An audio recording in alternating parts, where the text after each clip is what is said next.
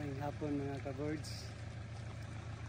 Nahuman na kita sa atong biyahe padulong dito sa Lake Duminagat.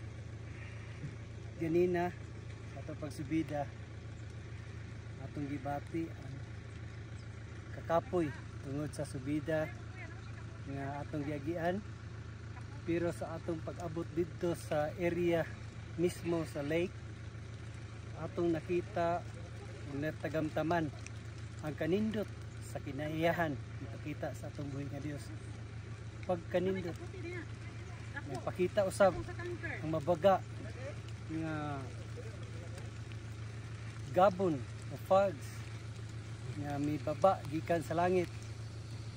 Wala ang lake, nipuli ang mabaga nga gabon, nahanaw po ang gabon, nipalig upakita ang maanindot nga tubig tinaw kayo lantawon sa maong nga lake. Busa mga ka-birds, kung naapa mo'y time nga makaanhe diri, naaga ninyo ang Lake Duminagat. Sa makausapa, salamat sa inyong pagsuporta o pagsubaybay sa ako nga biyahe ni Birds Karamo.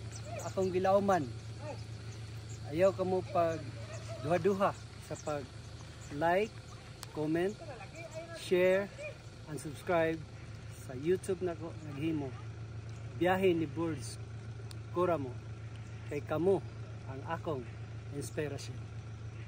Bye bye.